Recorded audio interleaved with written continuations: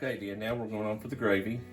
Now this is my version. Now they're all a little different, but this is basically what I want to do. It's called an Espagnole sauce. It's one of the 5 mother sauces, and I plan on working through the 5, hopefully, over the next little bit to show everybody how it works.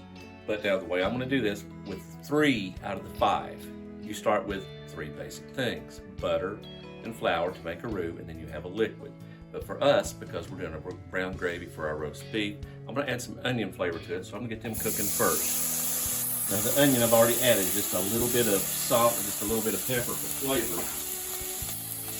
And get those stirring around a little bit. Now the number 1 rule for making gravy is once you have a whisk in your hand, it never leaves until the gravy is done. So as you continuously keep stirring and stirring and stirring, because you don't want lumps, you don't want things to stick, just keep it going. This is going to be a brown onion type gravy. Again, it's based off of one of the 5 mother sauces. You can get called Espagnole. The other ones are bechamel. We'll cover that one pretty soon. In Southern talk, bechamel is what we know as gravy, and I mean sausage gravy, but you make it with butter. It's really good. Another one's veloute. The only difference is between that and the other ones is you add chicken stock instead of beef stock or milk. And then a tomato sauce, and then the hard one for most people will be hollandaise. We'll definitely cover that. Now to this, I'm going to add about 2 tablespoons of butter. Get that melting down.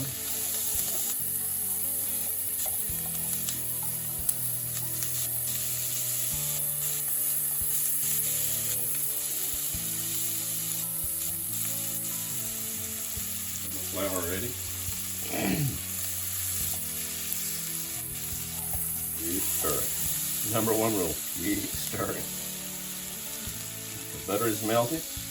Now we're going to add the flour. We're going to keep going until we have our roux. This is really good. Keep stirring. Now this is where at the end, as you know, because you've helped me with this before, everything looks terrible. And it's supposed to. Let it cook for just a second. Get that flour taste out of it.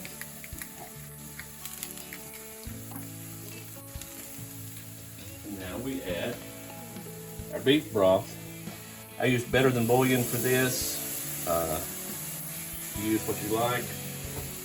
Beef broth, beef stock, whatever. This is where it's really, sorry, I'm gonna show that.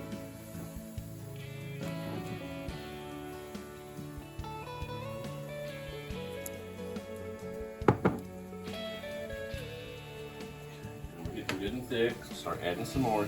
Add your liquid in kind of slow. Just keep stirring.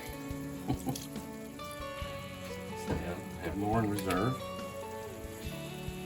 Now where I'm differing from the regular mother sauce of the Espagnole is they always add in tomato paste at the end for their extra flavor, and that's fine, it's great, it's wonderful. But for what we're doing, it's just, this is for our roast beef, and depending on what is needed here, how strong the gravy turns out, how thick it turns out, anything else I'm going to add from this other than possibly salt and pepper, I can maybe add in a little bit of milk that I've got ready just to help make it just a little extra creamy. And right now we're getting fairly thick, and as we're getting there, you always want your sauce, gravies, anything like this where a roux is concerned, when it's finished, or you think it's finished, you want it a little thinner than what you think, because it's going to thicken up as it cools down, and then you can get into that pudding style consistency, and that's not what we're looking for in a gravy like this. Just keep stirring, keep bringing that temperature back up, keep it going. Now I've done a test taste of this. It's coming up thick good. But to me, it's just a little bit salty, where I used a Better Than Bouillon, because that stuff, it's good, but it is salty. So you have to watch out for that. So pull this back just a little bit, add just a little bit of milk here. That'll help cream it up a little bit. Smooth everything out. keep this going, bring it back to a boil.